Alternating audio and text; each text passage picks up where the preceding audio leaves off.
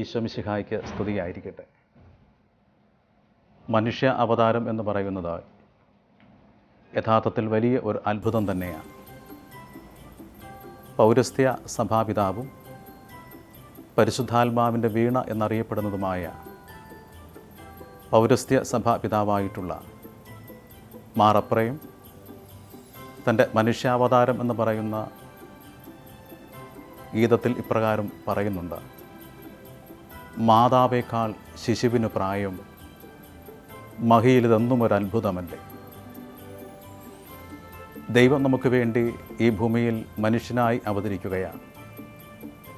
നമ്മുടെ ദൃഷ്ടിയിലും നമ്മുടെ ബുദ്ധിയിലും നമ്മുടെ കാഴ്ചപ്പാടിലും നമുക്ക് ഇത് വലിയ ഒരു അത്ഭുതമായി തന്നെ തോന്നും. ദൈവം നമ്മെ സ്നേഹിക്കുന്നത് കൊണ്ടാണ് അവിടുന്ന് മനുഷ്യനായി നമുക്ക് വേണ്ടി വന്നു പിറക്കാൻ സന്നദ്ധനായത്. പിന്നീട് അപ്പമായി വന്നു പിറക്കാനുള്ളവൻ ഇന്ന് നമുക്ക് വേണ്ടി മനുഷ്യനായി വന്നു പിറക്കുകയാണ്. അതും എവിടെയാണ്? ബേഥലഹേമിൽ.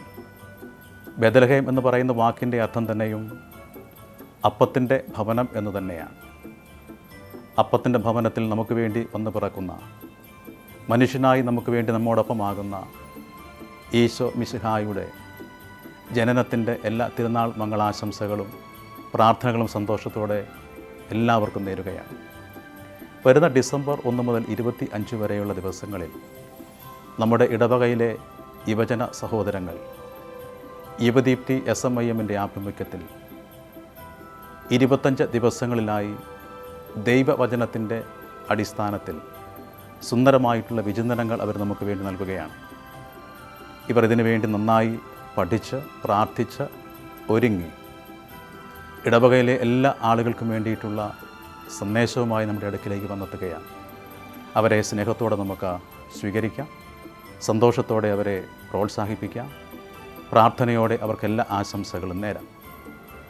അപ്പത്തിൻ്റെ ഭവനത്തിലേക്ക് എന്നുള്ള 25 ദിവസങ്ങളിലെ വിചിന്തനങ്ങളിലേക്ക് നിങ്ങളെ എല്ലാവരെയും ഏറ്റവും സ്നേഹപൂർവ്വമായി യുവദീപ്തി SMIM-ൻ്റെ ആഭിമുഖ്യത്തിൽ സന്തോഷത്തോടെ ക്ഷണിക്കുകയും ഇതിനുവേണ്ടി അക്ഷീണം പ്രയത്നിക്കുന്ന നമ്മുടെ ഇടവകയിലെ ബഹുമാനപ്പെട്ട കൊച്ചച്ചന്മാരായിട്ടുള്ള മോട്ടിലാൽ വേഷാൽ അച്ഛനോടും അതുപോലെ തന്നെ ബഹുമാനപ്പെട്ട ജോമോൻ കളപ്പറമ്പത്തച്ഛനോടും യുവദീപ്തിയിലെ എല്ലാ ഭാരവാഹികളോടും ഇതിനുവേണ്ടി സാങ്കേതികമായി സഹായിക്കുന്ന യുവജന സുഹൃത്തുക്കൾ എല്ലാവരോടും ഏറ്റവും സ്നേഹപൂർവ്വമായിട്ടുള്ള നന്ദിയും സ്നേഹവും പ്രാർത്ഥനയും ഇടവകയുടെ പേര് നേരുകയും നമുക്ക് യുവജനങ്ങൾക്കെല്ലാ പ്രോത്സാഹനങ്ങൾ നേരുകയും ചെയ്യാം.